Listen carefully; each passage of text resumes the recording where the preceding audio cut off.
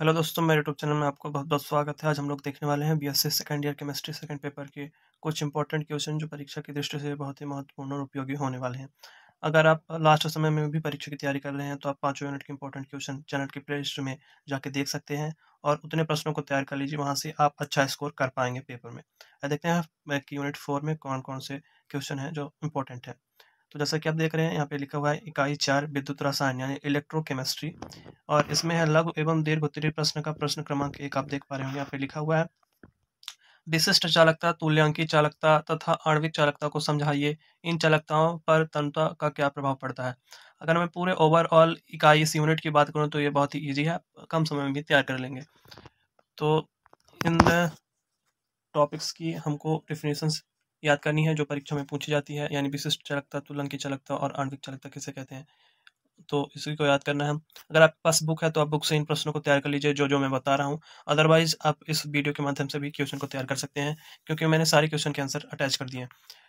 तो यहाँ पे आप देख सकते हैं, यहाँ पे लिखा हुआ है उत्तर विशिष्ट चालकता। जब किसी विद्युत धारा को किसी चालक में प्रवाहित किया जाता है तो उसके प्रवाह में चालक द्वारा जो प्रतिरोध उत्पन्न किया जाता है वह उस चालक की लंबाई L के प्रत्यक्षता समानुपाती तथा अनुप्रस्थ परिच्छेद क्षेत्रफल A के व्युत्क्रमानुपाती होता है, यानी R प्रोपोर्शनल अपॉन A। यह है विशिष्ट चालकता। इसी प्रकार मैंने सारे क्वेश्चन के आंसर अटैच कर दिए हैं। आप इस वीडियो के माध्यम से भी उन प्रश्नों को तैयार कर सकते हैं।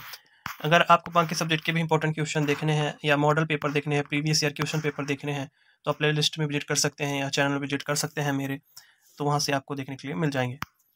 अगला है आणविक चालकता यानी मॉलिक्यूलर कंडक्टिविटी। इसकी डिफिनेशंस पढ़ लीजिएगा और मैं बहुत ही कम प्रश्न बताऊंगा इस यूनिट से। मुश्किल से 7 से 8 प्रश्न होंगे। उन्हीं प्रश्नों को आप अच्छे से तैयार कर लीजिए और परीक्षा में आप अच्छा स्कोर कर पाएंगे। अगला है तुल्यांकी चालकता। इसको पढ़ लीजिएगा और चलते हैं अगले प्रश्न की ओर, देखते हैं कौन सा प्रश्न महत्वपूर्ण है इस इकाई का। और ये बहुत ही महत्वपूर्ण प्रश्न है। प्रश्न क्रमांक 3 आप देख पा रहे हो, यहाँ पे लिखा हुआ है कोलरास के नियम लिखिए तथा इसके अनुप्रयोग का वर्णन कीजिए। तो कोलरास का नियम आपको अच्छे से पढ़ना है। अगर मैं किसी इंपॉर्टेंट क्वेश्चन की बात करूँ तो ये इस यूनिट का बहुत इंपॉर्टेंट क्वेश्चन है। और अथवा हम करके पूछा जाता है कभी कभी कि जल के आयनिक गुणनफल को ज्ञात करने के लिए किस तरह प्रयुक्त होता है कोलरास का नियम। और अथवा में है कोलरास का नियम क्या है, इसकी सहायता से दुर्बल विद्युत अपघट्य के अनंत क्षमता पर तुल्यांकी चालकता का मान किस प्रकार ज्ञात करेंगे। यानी कि कई तरीकों से ये प्रश्न पूछा जाता है और इम्पोर्टेंट है, इस यूनिट से ये प्रश्न आता है। इसको पढ़ लीजिएगा, तैयार कर लीजिएगा अच्छे से कोलरास का नियम को। और मैंने उसका आंसर भी अटैच कर दिया है। यहाँ पे आप देख पा रहे होंगे लिखा है कोलरास का नियम। 1876 में कोलरास ने इस नियम का प्रतिपादन किया था और इस नियम के अनुसार अनंत तनुता पर जब सब विद्युत अपघट्य आयनित रहते हैं तथा अंतरा आयनीय आकर्षण नगण्य हो जाता है, तब विद्युत अपघट्य की कुल तुल्यांकी चालकता में प्रत्येक आयन का एक निश्चित योगदान होता है। तो इस अनंत तनुता पर विद्युत अपघट्य की तुल्यांकी चालकता उसके धनायन और ऋण आयन के अनंत तनुता पर आयन चालकताओं के योग के बराबर होता है। यही है कोलरास का नियम। Lambda infinity equal to lambda A plus lambda C. तो इसको तैयार कर लीजिएगा कोलरास का नियम। और मैंने जितने भी उसके अनुप्रयोग हैं कोलरास के नियम के वो भी इस वीडियो में लगा दिए हैं। जैसे पहला है दुर्बल विद्युत अपघट्यों के लिए लैम्डा इन्फिनिटी ज्ञात करना, यानी कोलरास का नियम का किस प्रकार मतलब यूज होता है उसमें। सेकंड है आयनिक चालकता ज्ञात करने में कोलरास का नियम किस प्रकार यूज किया जाता है। और तीसरा है दुर्बल विद्युत अपघट्य की आयनन की मात्रा ज्ञात करना। ये सारे कोलरास के नियम के अंतर्गत ही आते हैं। 5 पॉइंट्स हैं इसमें। चौथा है अल्प विलेय लवण की विलेयता ज्ञात करना। बहुत ईजी है, अगर आप एक बार इसको पढ़ लेंगे तो आपसे आने लगेगा। बस देखने में थोड़ा सा लेंदी लग रहा होगा पर है ईजी क्वेश्चन। पांचवें में जल के आयनिक गुणनफल की गणना करना। और इसी के प्रश्न साथ मतलब ये प्रश्न समाप्त होता है। आप चलते हैं अगले प्रश्न की ओर, देखते हैं कौन सा प्रश्न है इंपॉर्टेंट। प्रश्न क्रमांक 9 आप देख पा रहे हैं, यहाँ पे लिखा हुआ है कि क्यों केवल विद्युत अपघट्यों हेतु lambda V upon lambda infinity का मान इकाई नहीं होता है, अथवा प्रबल विद्युत अपघट्यों के अपसामान्य व्यवहार पर टिप्पणी लिखिए। ये क्वेश्चन तैयार कर लीजिएगा। छोटा ही क्वेश्चन है, छोटी क्वेश्चन में पूछ लिया जाता है कभी कभी, तो इसको तैयार कर लीजिएगा, इंपॉर्टेंट है। अगला है चालकता सेल का सचित्र वर्णन कीजिए। ये बड़े प्रश्नों में से एक प्रश्न है, इंपॉर्टेंट भी है। चालकता सेल का सचित्र वर्णन कीजिए, प्रश्न क्रमांक 10। और प्रश्न क्रमांक 11 आप देख रहे होंगे। इसमें पूछा गया है कि इलेक्ट्रोड विभव का नष्ट सिद्धांत क्या है। विलयन तथा परासरण दाब इसे किस प्रकार प्रभावित करते हैं, अथवा रेडॉक्स विभव किसे कहते हैं, उदाहरण द्वारा समझाइए। इलेक्ट्रोड विभव को प्रभावित करने वाले कारकों को समझाइए, अथवा इलेक्ट्रोड विभव के लिए ननस्ट समीकरण की व्युत्पत्ति कीजिए। तो इसको आ वाले को तैयार कर लीजिएगा, जिसमें उत्तर में लिखा हुआ है इलेक्ट्रोड विभव का ननस्ट सिद्धांत। इसमें है, इस सिद्धांत के अनुसार सभी धातुओं तथा हाइड्रोजन में धन आयन के रूप में विलयन में चले जाने की प्रवृत्ति पाई जाती है। धातुओं में पाए जाने वाले इसी गुण को उनका विलयन दाब P कहते हैं। इसी प्रकार इस प्रश्न के मैंने उत्तर को भी अटैच कर दिया है, इस प्रश्न को तैयार कर लीजिएगा, इंपॉर्टेंट प्रश्न है।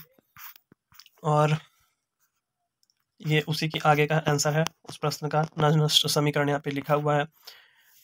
यह समीकरण सेल के विद्युत वाहक बल और मानक इलेक्ट्रोड विभव E0 का सेल अभिक्रिया में भाग लेने वाले पदार्थों की सक्रियता से संबंध दर्शाता है। नष्ट समीकरण है।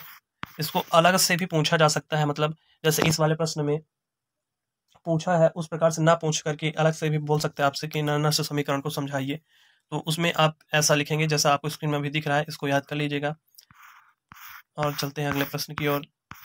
ये अभी उसी का पूरा हल है, आगे आप देख पा रहे होंगे। और चलते हैं अगले प्रश्न की ओर, देखते हैं अगला प्रश्न इंपॉर्टेंट कौन सा है। इसमें है प्रश्न क्रमांक 17, आप देख पा रहे होंगे। यहाँ पे लिखा हुआ है कि पूर्ण सेल अभिक्रिया क्या है, समीकरण लिखिए। दो क्वेश्चन आता है, एक पूर्ण सेल अभिक्रिया इस लेसन में, इस यूनिट में, और दूसरा है अर्ध सेल अभिक्रिया। दोनों को तैयार कर लीजिएगा, इजी ही क्वेश्चन है, पूछा जा सकता है। और ये उसका हल भी है, आप देख पा रहे होंगे यहाँ पे लिखा हुआ उत्तर पूर्ण सेल अभिक्रिया। किसी सेल में होने वाली अभिक्रिया को सेल अभिक्रिया कहते हैं। प्रत्येक सेल में 2 इलेक्ट्रोड होते हैं, एक पर ऑक्सीजन तथा दूसरे पर अपचयन अभिक्रिया होती है। और ये उसका समीकरण है। और ये है प्रश्न क्रमांक 18, जिसमें लिखा हुआ अर्ध सेल अभिक्रिया पर टिप्पणी लिखिए। इसको तैयार कर लीजिएगा, एक पूर्ण सेल और अर्ध सेल। प्रश्न क्रमांक 17 और 18। अगला इंपॉर्टेंट क्वेश्चन है प्रश्न क्रमांक 19, जिसमें लिखा हुआ है निम्नलिखित डेनियल सेल के विद्युत वाहक बल के लिए नष्ट समीकरण की व्युत्पत्ति कीजिए।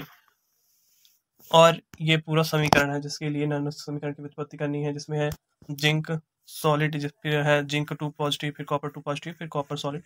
इसमें नष्ट समीकरण की व्युत्पत्ति करनी है। इजी क्वेश्चन है और छोटा भी है। और जैसे कि मैंने आपको बोला था कि हम ज़्यादा प्रश्न नहीं करेंगे इसमें, क्योंकि ज़्यादा प्रश्न इंपॉर्टेंट है भी नहीं, 7 से 8 प्रश्न इंपॉर्टेंट है। तो इसी तरह ये वीडियो समाप्त होता है। अगर आपको बाकी यूनिट के भी इंपॉर्टेंट क्वेश्चन देखने हैं तो आप प्ले लिस्ट में विजिट कर सकते हैं। किसी भी सब्जेक्ट के इंपॉर्टेंट क्वेश्चन देखने हैं, प्रीवियस क्वेश्चन पेपर देखने हैं, तो आप प्ले लिस्ट में विजिट कर सकते हैं, चैनल में विजिट कर सकते हैं। और thank you for watching the video. जय हिंद।